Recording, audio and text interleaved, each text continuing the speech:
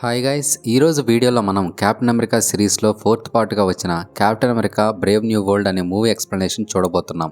వీడియోలోకి వెళ్ళబోయే ముందు మీ అందరికీ చిన్న రిక్వెస్ట్ గైస్, మీరు ఈ వీడియో అంతా చూసేశాక మీకు కానీ మా ఎక్స్ప్లెనేషన్ నచ్చినట్లయితే ప్లీజ్ వీడియోని తప్పకుండా లైక్ చేయండి. అండ్ అలాగే మన వీడియోని మీలాగే మూవీ ఎక్స్ప్లెనేషన్స్ వినే మీ ఫ్రెండ్కి కానీ ఫ్యామిలీ మెంబర్కి కానీ షేర్ చేయండి. కొత్తగా ఎవరైనా మన ఛానల్ని చూస్తున్నట్లయితే ఛానల్ని సబ్స్క్రైబ్ చేసుకోవడం మాత్రం అసలు మర్చిపోవద్దు. ఇక లేట్ చేయకుండా మనం మూవీలోకి వెళ్ళిపోదాం. ఓపెన్ చేస్తే ప్రెజెంట్ రాస్ అమెరికాకి అధ్యక్షుడై ఉంటాడు. సర్పెంట్ సొసైటీకి చెందిన వాళ్ళు జపనీస్ మైనింగ్ దగ్గర నుంచి ఒక ప్యాకేజీని కొట్టేస్తారు. ఆ ప్యాకేజీని ఒక అన్నోన్ బయర్కి అమ్మడం కోసం ప్రస్తుతం వాళ్ళు మెక్సికోలో ఒక చర్చి దగ్గరికి వచ్చుంటారు. వాళ్ళు బయర్ కోసం ఎదురు చూస్తుంటారు, కానీ అతను మాత్రం అక్కడికి రాడు. ఈ సర్పెంట్ సొసైటీకి సైడ్ వెండర్ అనే వ్యక్తి లీడర్. వాళ్ళ దగ్గర నుంచి ఆ ప్యాకేజీని ఎలాగైనా తీసుకొని రమ్మని రాస్ ప్రస్తుతం కెప్టెన్ అమెరికా అయిన శామ్ని, అతని సైడ్ కిక్ అయిన ప్రస్తుత ఫాల్కన్ టోరస్ని పంపిస్తాడు. కట్ చేస్తే శామ్ చర్చి దగ్గరికి వచ్చి సర్పెంట్ సొసైటీ మనుషుల మీద అటాక్ చేస్తాడు. శామ్ వాళ్ళతో ఫైట్ చేస్తున్న సమయంలో ఆ గ్యాంగ్ మెంబర్స్ కొంతమంది ప్యాకేజీని తీసుకెళ్లిపోతుంటారు. ఇక వాళ్ళని ఆపడం కోసం శామ్ టోరస్ని పంపిస్తాడు. శామ్ సర్పెంట్ సొసైటీలోని మనుషులందరినీ కొట్టిపడేసి అక్కడున్న వాళ్ళని రక్షిస్తాడు. కానీ సైడ్ వెండర్ మాత్రం తప్పించుకుని పారిపోతాడు. తప్పించుకుని వెళ్తున్న సర్పెంట్ సొసైటీ మనుషుల్ని టోరస్ ఓడించి వాళ్ళ దగ్గర నుంచి ఆ ప్యాకేజీని తీసుకుంటాడు. ఆ తర్వాత మిషన్ సక్సెస్ అయిందని రాస్కి ఇన్ఫర్మేషన్ పంపిస్తారు. కట్ చేస్తే టోరస్కి ట్రైనింగ్ ఇప్పించడం కోసం శామ్ అతన్ని ఇసయా బ్రాడ్లీ దగ్గరికి తీసుకెళ్తాడు. Falcon and winter soldier web series చూసిన వాళ్ళకి ఇతని గురించి తెలిసే ఉంటుంది. ఇతను ఒక super soldier and captain America Steve Rogers తర్వాత ఇతని మీద ప్రయోగాలు చేసి ఇతన్ని బ్లాక్ కెప్టెన్ అమెరికాగా మారుస్తారు. వీళ్ళు ట్రైనింగ్లో ఉండగా అప్పుడు రాజ్ దగ్గర నుంచి శామ్కి ఫోన్ వస్తుంది. కానీ బ్రాడ్లీకి ఆ విషయం నచ్చక అక్కడి నుంచి వెళ్ళిపోతాడు. వైట్ హౌస్లో జరగబోతున్న ఇంటర్నేషనల్ లీడర్స్ యొక్క సమ్మిట్కి రాజ్ శామ్ని టోరస్ని ఇన్వైట్ చేస్తాడు. కాల్ అయిపోయిన తర్వాత శామ్ బ్రాడ్లీ దగ్గరికి వెళ్తాడు. బ్రాడ్లీ శామ్తో, నువ్వు రాస్ కింద పనిచేస్తున్నావు, అది నాకు నచ్చట్లేదని అంటాడు. దానికి శామ్, నేను రాస్ కింద పనిచేయట్లేదు, అతని గురించి నాకు బాగా తెలుసు, కానీ ప్రస్తుతం అతను అమెరికాకి అధ్యక్షుడు. కెప్టెన్ అమెరికా స్థానంలోకి నేను వచ్చిన తర్వాత నేను ప్రభుత్వం వైపు ఉంటేనే కదా ప్రజలకి నమ్మకం కలిగేదని అంటాడు. శామ్ బ్రాడ్లీతో, మమ్మల్ని వైట్ హౌస్కి ఇన్వైట్ చేశారు, కానీ నిన్ను కూడా వైట్ హౌస్లోకి ఇన్వైట్ చేస్తేనే మేము వస్తామని చెప్పాను, దానికి రాస్ కూడా ఓకే చెప్పాడని అంటాడు. ఇక ముగ్గురు ఆ సమ్మిట్కి వెళ్తారు. టేలర్ శామ్ని రాస్ని కలవాలని తన దగ్గరికి తీసుకెళ్తుంది. ఈ టేలర్ రాస్ కోసం పనిచేసే సీక్రెట్ సర్వీస్ ఏజెంట్ అండ్ శామ్కి మంచి ఫ్రెండ్. రాస్ శామ్తో, మనం మళ్ళీ అవెంజర్స్ని ఫామ్ చేయాలి, ఆ పనిని నువ్వే లీడ్ చేయాలని అంటాడు.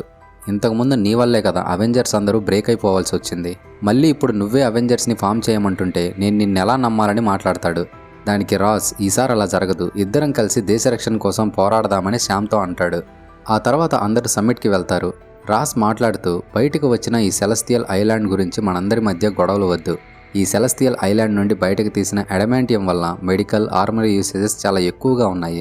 సో మనందరం శాంతియుతంగా దీనిని డిస్ట్రిబ్యూట్ చేసుకుందామని చెప్తుంటాడు. ఆ టైంలో బ్రాడ్లీ సడన్గా లేచి ఒక గార్డ్ దగ్గర ఉన్న గన్ తీసుకుని రాస్ని షూట్ చేస్తాడు. బ్రాడ్లీతో పాటు మరో నలుగురు అక్కడ అటాక్ చేయడం స్టార్ట్ చేస్తారు. ఇక వెంటనే శామ్ బ్రాడ్లీని ఆపడానికి ప్రయత్నిస్తాడు అండ్ మిగిలిన అటాక్ చేస్తున్న వాళ్ళని రాస్ సెక్యూరిటీ అయిన రూత్ అటాక్ చేస్తుంది. ఈలోగా టేలర్ రాస్ని ఒక సేఫ్ ప్లేస్కి తీసుకెళ్లిపోతుంది. ఈ రూత్ ఎవరంటే బ్లాక్ విడో లాగానే రెడ్ రూమ్లో ట్రైన్ అయిన మరో బ్లాక్ విడో అనమాట. ఇక బ్రాడ్లీ అక్కడి నుంచి తప్పించుకుని దూరంగా పరిగెత్తుకుంటూ వెళ్తుంటాడు. అతన్ని పట్టుకోవడానికి పోలీసులు అతని వెనకే వెళ్తారు. కానీ ఒక ప్రదేశానికి వచ్చిన తర్వాత బ్రాడ్లీకి ఏం జరిగిందో అర్థం కాక అసలు ఏం జరిగిందని శామ్ని అడుగుతాడు. బ్రాడ్లీ తన మొత్తం జీవితాన్ని జైల్లోనే గడిపి ఉంటాడు. ఇప్పుడు మళ్ళీ జైలుకు వెళ్ళడానికి తనకి చాలా భయం, బాధ వేస్తాయి. జరిగిన దానివల్ల శామ్ బ్రాడ్లీని పోలీసులకు లొంగిపోమ్మని, ఎలాగైనా తనని నిర్దోషిగా బయటకు తెస్తానని మాటిస్తాడు. శామ్ అలా మాట్లాడడం వల్ల బ్రాడ్లీ ఇంకా లొంగిపోతాడు. ఆ తర్వాత శామ్ రాస్ దగ్గరికి వెళ్ళి, బ్రాడ్లీని ఎవరో కంట్రోల్ చేసినట్టుగా అనిపిస్తుంది, అతను తనకు తానుగా మీ మీద అటాక్ చేయలేదు, అతన్ని వదిలేద్దామని అంటాడు. బట్ రాస్ అండ్ రూత్ మాత్రం శామ్కి ఆ ఛాన్స్ ఇవ్వకుండా తనని అటాక్ చేయడానికి బ్రాడ్లీ ప్రీప్లాన్డ్గానే వచ్చాడు, సో వదిలే సమస్య లేదని అంటారు. ఇక శామ్కి కోపం వచ్చి అక్కడి నుంచి వెళ్ళిపోతాడు. కట్ చేస్తే శామ్ జైల్లో ఉన్న బ్రాడ్లీని కలవడానికి వెళ్తాడు. శామ్ బ్రాడ్లీని, అసలు ఎందుకు నువ్వు రాస్ మీద అటాక్ చేశావు, నీకేం జరిగింది, నీకు గుర్తుందంతా చెప్పు అని అడుగుతాడు. అప్పుడు బ్రాడ్లీ తనకి గుర్తుందంతా చెప్పి, సమ్మిట్ స్టార్ట్ అయ్యాక ఏం జరిగిందో గుర్తులేదు, ఆ తర్వాత నేను ఎక్కడో నిలబడి ఉన్నా, నా చుట్టూ పోలీసులు ఉన్నారని అంటాడు. ఎలాగైనా సరే నిన్ను జైల్లో నుంచి, ఈ గొడవల్లో నుంచి బయటపడేస్తానని శామ్ బ్రాడ్లీకి మాటిస్తాడు. కానీ బ్రాడ్లీకి అప్పటికే హోప్ అంతా చచ్చిపోయి ఉంటుంది. నువ్వు నాకు ఏదైనా సహాయం చేయాలంటే మళ్ళీ ఇక్కడికి రావద్దని చెప్పి బ్రాడ్లీ అక్కడి నుంచి వెళ్ళిపోతాడు. ఆ తర్వాత శామ్ కూడా జైలు నుంచి బయటకు వెళ్ళిపోతాడు. శామ్ అండ్ బ్రాడ్లీ మాట్లాడుకున్న మాటలన్నింటినీ రికార్డర్లో రూత్ వింటుంది. శామ్ జైలు నుంచి రిటర్న్ అయ్యి వెళ్తూ బ్రాడ్లీ అలా బిహేవ్ చేయడానికి, అటాక్ జరగడానికి కారణం ఏంటో ఫైండ్ అవుట్ చేయమని టోరస్కి ఫోన్లో చెప్తుంటాడు. వైట్ హౌస్ సీసీటీవీ ఫుటేజ్ని చెక్ చేస్తున్న టోరస్కి బ్రాడ్లీ సెల్ అన్యూజువల్గా బ్లింక్ అవుతుండడం కనిపిస్తుంది. బ్రాడ్లీ మొబైల్ లాగానే రాస్ మీద అటాక్ చేసిన మిగిలిన నలుగురు యొక్క సెల్ ఫోన్స్ కూడా అన్యూజువల్గా బ్లింక్ అవడం టోరస్ గమనిస్తాడు. సో ఖచ్చితంగా ఎవరో వీళ్ళందరినీ వాళ్ళ అదుపులోకి తీసుకుని అటాక్ చేసేలా చేశారని తనకి అర్థమవుతుంది. అదే సమయంలో సైడ్ వెండర్ శామ్ వస్తున్న కార్ మీద అటాక్ చేసి ఒక గ్రెనేడ్ని వేసి కార్ని బ్లాస్ట్ చేస్తాడు. కానీ ఆ బ్లాస్ట్ నుండి శామ్ తప్పించుకుని సైడ్ వెండర్ మీద అటాక్ చేస్తాడు. శామ్ సైడ్ వెండర్తో పోరాడి అతన్ని ఓడిస్తాడు. ఆ టైంలో సైడ్ వెండర్కి బయ్యర్ ఫోన్ చేయడంతో శామ్ ఆ ఫోన్ని లిఫ్ట్ చేస్తాడు. ఆ బయ్యర్ శామ్తో ఇప్పటికైతే నువ్వు తప్పించుకున్నావు, కానీ రాబోయే యుద్ధాన్ని నువ్వు ఆపలేవని అంటాడు. ఫస్ట్ శామ్ చర్చి దగ్గర చేసిన అటాక్లో బయ్యర్ సైడ్ వెండర్ దగ్గరికి రాడు కదా, ఆ బయ్యరే మళ్ళీ ఎక్కువ డబ్బులు ఇస్తా శామ్ని చంపేయమని డీల్ ఇవ్వడంతో సైడ్ వెండర్ ఇప్పుడు అటాక్ చేయడానికి వస్తాడు. ఈ అటాక్ జరిగేటప్పుడు అక్కడికి కొంతమంది పోలీసులు కూడా వచ్చి ఉంటారు. సో పోలీసులు సైడ్ వెండర్ని తీసుకెళ్తారని శామ్ అక్కడి నుంచి వెళ్ళిపోతాడు. మరోవైపు సమ్మిట్కి వచ్చిన వరల్డ్ లీడర్స్ మీద అటాక్ జరిగింది కదా, ప్రజెంట్ రాజ్ ఆ వరల్డ్ లీడర్స్ అందరితో వీడియో కాన్ఫరెన్స్లో ట్రీటీ గురించి మాట్లాడడానికి ప్రయత్నిస్తుంటాడు. కానీ వాళ్ళకి రాజ్ యొక్క లీడర్షిప్ మీద డౌట్ వచ్చి ట్రీటీకి అంగీకారం తెలపాలా లేదా అనే కన్ఫ్యూజన్లో ఉండిపోతారు. కట్ చేస్తే శామ్ సైడ్ వెండర్ మొబైల్ని టోరస్కి ఇస్తాడు. టోరస్ ఆ మొబైల్ ద్వారా బయ్యర్ ఫోన్ చేసింది వర్జీనియాలో ఉన్న క్యాంప్ ఎకో 1 అనే ప్లేస్ నుండి అని కనిపెడతాడు. ఇక శామ్ టోరస్తో కలిసి ఆ ప్లేస్లో ఏముందో తెలుసుకోవడానికి వర్జీనియాకి బయలుదేరతాడు. మరోవైపు రూత్ రాస్ మీద అటాక్ చేసిన నలుగురు మనుషుల్ని కలవడానికి జైల్లోకి వెళ్తుంటది. అప్పుడు ఒక గార్డ్ ఆ నలుగురిని షూట్ చేసి చంపేస్తాడు. ఆ తర్వాత తనని తనే షూట్ చేసుకుని రూత్ కళ్ళ ముందే చనిపోతాడు. ఆ సమయంలో గార్డ్ దగ్గర ఉన్న వాకీ టాకీలో మిస్టర్ బ్లూ అనే సాంగ్ ప్లే అవుతుండడం రూత్ గమనిస్తుంది. అసలు ఇక్కడ మ్యాటర్ ఏంటంటే ఎవరో ఈ మిస్టర్ బ్లూ అనే సాంగ్ని ప్లే చేసి అందరినీ తన కంట్రోల్లోకి తెచ్చుకొని తను చెప్పిన పని చేసేలాగా చేసుకుంటూ ఉంటాడు. రాస్ మీద అటాక్ జరిగినప్పుడు కూడా అక్కడ ఈ సాంగ్ ప్లే అవ్వడం వల్లే బ్రాడ్లీ అండ్ మిగిలిన నలుగురు కూడా అటాక్ చేయడం స్టార్ట్ చేస్తారు. ట్రీటీకి జపాన్ అధ్యక్షుడిని ఒప్పించడం కోసం రాస్ జపాన్ వెళ్తుంటాడు. ఆ టైంలో జైల్ వార్డెన్ అయిన కోపర్ రాస్కి ఫోన్ చేస్తాడు. కానీ ఒక మిస్టీరియస్ వ్యక్తి కోపర్ని షూట్ చేసేసి ఫోన్ తీసుకుంటాడు. అతను రాస్తో నువ్వెలాంటోడివో తెలిసినా సరే నేను నీకు సహాయం చేశా, కానీ నువ్వు మాత్రం నాకు ఇచ్చిన మాటను మర్చిపోయి నన్ను జైల్లోనే మగ్గిపోయేలా చేస్తున్నావు. అసలు మిస్టర్ బ్లూ సాంగ్ని ప్లే చేసి అటాక్స్ జరిగేలా చేస్తుంది ఎవరో కాదు, అది నేనే అని అంటాడు. సో ఈ వ్యక్తే తనను చంపడానికి ప్రయత్నిస్తున్నాడని రాస్కి అర్థమవుతుంది. ఇక ఆ వ్యక్తి రాజ్తో ఇకపై నేను చేసే పనులకు నిన్ను బలి చేస్తా, నీ కూతురు బెట్టి నిన్ను అసహ్యించుకునేలా చేస్తానని అంటాడు. మరోవైపు Sam and Taurus Camp Echo 1 ప్లేస్కి చేరుకొని అక్కడున్న గార్డ్స్ని తప్పించుకుని సక్సెస్ఫుల్గా లోపలికి వెళ్తారు. లోపలికి వెళ్ళిన వాళ్ళకి ఒక ల్యాబ్ కనిపిస్తుంది. ఆ ల్యాబ్లో బ్రాడ్లీ అండ్ మిగిలిన నలుగురు అటాకర్స్ యొక్క ఇన్ఫర్మేషన్ అంతా ఉంటుంది. అక్కడే రాస్కి సంబంధించిన విషయాలు, రాస్ వేసుకునే పిల్స్ కూడా శామ్కి అక్కడ కనిపించడంతో అవేంటో తెలుసుకోవాలని వాటిని తీసుకుంటాడు. ఆ సమయంలో అక్కడికి జరిగిన ప్రతిదాని వెనుకున్న మాస్టర్ మైండ్ అయిన శామ్యూల్ స్టోన్స్ వస్తాడు. ఇతనే రాస్ మీద అటాక్ చేయించింది అండ్ శామ్ని చంపమని సైడ్ వెండర్ని పంపించింది కూడా ఇతనే. ఈ శామ్యూల్ ఎవరంటే ఇంక్రెడిబుల్ హల్క్ సినిమా ఉంది కదా, దాంట్లో బ్రూస్ బ్యానర్ నుండి హల్క్ని బయటికి తీయాలని ఒక సైంటిస్ట్ హెల్ప్ చేస్తాడు కదా, అతనే ఇతను. ఆ మూవీలో హల్క్ యొక్క బ్లడ్ ఇతని బ్లడ్తో కలవడం వల్ల ఇతనికి అన్లిమిటెడ్ ఇంటెలిజెన్స్ వస్తుంది. ఆ తర్వాత రాస్ అతని తెలివిని ఉపయోగించుకోవడం కోసం గామా రేడియేషన్ని అతని శరీరంలో ఇంకా ఎక్కువగా పంపించి అతన్ని యూజ్ చేసుకుంటాడు. అతనిచ్చిన ఐడియాస్తోనే ప్రస్తుతం రాస్ ప్రెసిడెంట్గా మారతాడు. రాస్ ప్రెసిడెంట్ అయిన తర్వాత శామ్యూల్ని జైలు నుంచి వదిలిపెడతానని మాటిచ్చుంటాడు. కానీ ప్రస్తుతం రాస్ అదంతా పక్కన పెట్టేసి హల్క్ వల్ల జరిగిన విధ్వంసం మొత్తానికి కారణం శామ్యూలే అని మొత్తం అతని మీదకి నెట్టేస్తాడు. ఆ తర్వాత అతన్ని ల్యాబ్లో బంధించి తన కంట్రోల్లో ఉంచుకుంటాడు. దానికి రివెంజ్గానే శామ్యూల్స్ ఇదంతా చేస్తుంటాడు. ఆ ల్యాబ్ గార్డ్స్ అందరినీ శామ్యూల్ తన కంట్రోల్లోకి తెచ్చుకొని వాళ్ళని శామ్ అండ్ టోరస్ మీదకి పంపిస్తాడు. ఆ తర్వాత శామ్యూల్ అక్కడి నుండి తప్పించుకుని వెళ్ళిపోతాడు. శామ్ అండ్ టోరస్ వచ్చిన గార్డ్స్తో పోరాడి వాళ్ళని ఓడిస్తారు. కానీ ఇంకొంతమంది గార్డ్స్ వస్తుండడంతో వాళ్ళని ఓడించడానికి కూడా సిద్ధమవుతారు. కానీ ఈలోగా మిస్టర్ బ్లూ సాంగ్ ప్లే అవ్వడం వల్లే హిప్నోటైజ్ అయ్యి అందరూ అటాక్ చేస్తున్నారని రూత్కి అర్థమవుద్ది. సో తన ఇన్వెస్టిగేషన్లో భాగంగా రూత్ కూడా ఆ ప్లేస్కి వచ్చి ఉంటుంది. ఇక తనే ఆ గార్డ్స్ మీద అటాక్ చేస్తుంది. ఆ తర్వాత ముగ్గురు కలిసి బయటకు వచ్చేస్తారు. కానీ పోలీసులు అక్కడికి వచ్చి శామ్ని టోరస్ని అరెస్ట్ చేయాలని చూస్తారు. ఆ సమయంలో మిస్టర్ బ్లూ సాంగ్ ప్లే అవ్వడంతో ఇక పోలీసులు కూడా శామ్యూల్ కంట్రోల్లోకి వెళ్తారని వాళ్ళకి అర్థమై వెంటనే వాళ్ళ మీద అటాక్ చేసి వాళ్ళ వ్యాన్లోనే అక్కడి నుంచి వెళ్ళిపోతారు. కట్ చేస్తే రాస్ జపాన్కి వెళ్ళి జపాన్ అధ్యక్షుడైన ఒజాకాని కలుస్తాడు. ఒజాకా రాస్తో నువ్వే మేము ఎక్స్ట్రాక్ట్ చేసిన అడమాంటియంని సర్పెంట్ సొసైటీ ద్వారా దొంగిలించేలా చేశావు, మళ్ళీ నువ్వే కెప్టెన్ అమెరికాని పంపించి దాన్ని కాపాడి మాకు ఇచ్చినట్టు నాటకం ఆడావని అంటాడు. కానీ రాస్కి అడమాంటియంని దొంగతనం చేసిన వాళ్ళతో ఏ సంబంధం ఉండదు. సో రాస్ అతనితో మీకు రాంగ్ ఇన్ఫర్మేషన్ వచ్చింది, నేను అలా చేయలేదని అంటాడు. కానీ ఇదంతా చేసింది శామ్యూల్ అన్న విషయం ఒజాకాకి తెలియదు. సో తను రాస్ పెట్టిన ట్రీటీకి ఒప్పుకోడు. శామ్యూల్ ప్రపంచ దేశాల మధ్య గొడవలు పెట్టాలని, ఆ గొడవలన్నింటికీ రాసే కారణమని అతన్ని టార్గెట్ చేయాలని అనుకుంటాడు. ఇండియన్ ఓషన్లో ఉన్న టియామత్ సెలెస్టియల్ ఐలాండ్ని చేజెక్కించుకోవడం కోసం ఒజాకా తన నేవీ టీంని పంపిస్తున్నాడని రాస్కి ఇన్ఫర్మేషన్ వస్తుంది. ఫ్రాన్స్, ఇండియా కూడా ఆ ఐలాండ్ కోసం ప్రయత్నిస్తున్నారని రాస్కి తెలుస్తుంది. ఇక రాస్కి బాగా కోపం వచ్చి ఒకవేళ ఆ ఐలాండ్ అంతా ఒకే ఒక్క దేశం చేజెక్కించుకోవాల్సి వస్తే అది మన దేశానికే చెందాలని అనుకుంటాడు. యుద్ధం వచ్చినా పర్లేదు చూసుకుందామని చెప్పి ఇండియన్ ఓషన్ దగ్గరికి బయలుదేరతాడు. కట్ చేస్తే శామ్ తన ఫ్రెండ్ అయిన మిలిటరీ ఆఫీసర్ డెనిస్ దగ్గరికి వస్తాడు. శామ్ అతనికి శామ్యూల్ ల్యాబ్లో దొరికిన రాస్ వేసుకునే పిల్స్ని ఇచ్చి అవేంటో కనుక్కోమని చెప్తాడు. ఆ తర్వాత వాళ్ళ కస్టడీలో ఉన్న సైడ్ వెండర్ని కలిసి అసలు శామ్యూల్ ఎందుకు ఇదంతా చేస్తున్నాడని అడుగుతాడు. అప్పుడు సైడ్ వెండర్ రాస్ శామ్యూల్కి చేసిన మోసం గురించి క్లియర్గా చెప్తాడు. రాస్ శామ్యూల్ ఒంట్లోనికి గామా రేడియేషన్స్ని ఇంకా ఎక్కువగా పంపించి అతని తెలివిని ఉపయోగించుకుని అమెరికాకి కావాల్సిన వెపన్స్ని కూడా రెడీ చేయించుకున్నాడని చెప్తాడు. శామ్యూల్ సైడ్ వెండర్ని యూజ్ చేసుకుని జపాన్ వాళ్ళ అడమాంటియంని దొంగతనం చేపించి వాళ్ళకి డబ్బుల్ని అమెరికన్ సిఐఏ వాళ్ళ దొంగ అకౌంట్ నుంచి ట్రాన్స్ఫర్ చేశాడని, సో దీనివల్ల జపాన్కి అమెరికాకి యుద్ధం వచ్చేలా చేయాలని శామ్యూల్ అనుకున్నాడని శామ్కి ఇప్పుడు అర్థమవుతుంది. నెక్స్ట్ సీన్లో డెనిస్ శామ్తో సెలెస్టియల్ ఐలాండ్ని తన కంట్రోల్లోకి తెచ్చుకోవడం కోసం రాస్ అక్కడికి ఆర్మీతో వెళ్తున్నాడు. జపాన్ వాళ్ళ వార్షిప్స్ కూడా అక్కడే ఉన్నాయని చెప్తాడు. ఏదైనా చిన్న పొరపాటు జరిగినా సరే రెండు దేశాల మధ్య యుద్ధం మొదలవుతుందని ఇక శామ్ వెంటనే టోరస్తో రాస్ దగ్గరికి బయలుదేరతాడు. అమెరికన్ ఫైటర్ జెట్స్లో ఉన్న పైలట్స్ ఇద్దరిని శామ్యూల్ ఆ మ్యూజిక్ ప్లే చేసి వాళ్ళ మైండ్ని కంట్రోల్ చేసి జపాన్ వాళ్ళ మీద దాడి చేయడానికి పంపిస్తాడు. కట్ చేస్తే ఇక శామ్ వెంటనే రాస్ దగ్గరికి వెళ్ళి ఇదంతా శామ్యూల్ వేసిన ప్లాన్, జపాన్కి మనకి మధ్య యుద్ధం వచ్చేలాగా చేయాలని అతను చూస్తున్నాడని అంటాడు. దానికి రాస్ అసలు వాడిని జైల్లో పెట్టాను కదా, అక్కడుండి వాడు ఇవన్నీ ఎలా చేయగలుగుతున్నాడని అంటాడు. వాడు మైండ్ కంట్రోల్ చేయడం ద్వారా ఇవన్నీ చేస్తున్నాడు, బహుశా మీ మైండ్ని కూడా వాడు కంట్రోల్ చేయొచ్చు అని శామ్ ల్యాబ్ నుండి తెచ్చిన రాస్కి సంబంధించిన ఫైల్ని చూపిస్తాడు.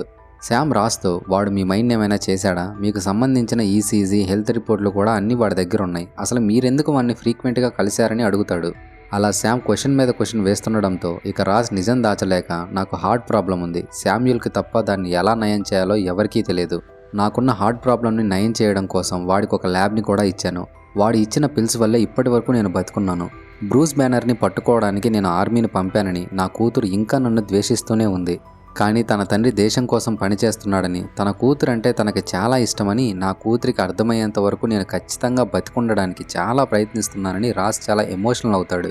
ప్రెసిడెంట్ అయిన తర్వాత శామ్యూల్కి క్షమాభిక్ష ఇచ్చి జైలు నుంచి వదిలిపెడతానని మాట ఇచ్చాను, కానీ వాడిని వదిలేస్తే నా హార్ట్ ప్రాబ్లంకి సంబంధించిన పిల్స్ వాడు ఇవ్వడేమో అనే భయంతో వాడిని అక్కడే ఉంచానని చెప్తాడు. అప్పుడు శామ్ రాస్ బాధని అర్థం చేసుకుని ఖచ్చితంగా మీ కూతురు మిమ్మల్ని అర్థం చేసుకుంటుందని మాట్లాడుతుంటాడు. ఈలోగా ఒక ఆఫీసర్ వచ్చి మన ఫైటర్ జెట్స్ జపాన్ వాళ్ళ మీద అటాక్ చేస్తున్నాయని చెప్తాడు. శామ్యూల్ ఫైటర్ జెట్స్లో ఉన్న పైలట్స్ని కంట్రోల్ చేస్తున్నాడని, ఎలాగైనా వాళ్ళని ఆపాలని శామ్ అండ్ టోరస్ బయలుదేరతారు. ఈలోగా రాస్ జపాన్ అధ్యక్షుడైన ఒజాకాకి కాల్ చేసి మా పైలట్స్ మా కంట్రోల్లో లేరు, వాళ్ళు వేరే వాళ్ళ కంట్రోల్లో ఉన్నారు, మీ ఫైటర్ జెట్స్ని వెనక్కి పిలవండి అని చెప్తాడు. కానీ జపాన్ అధ్యక్షుడికి రాస్ని నమ్మబుద్ధి కాక వాళ్ళని వెనక్కి పిలవడు.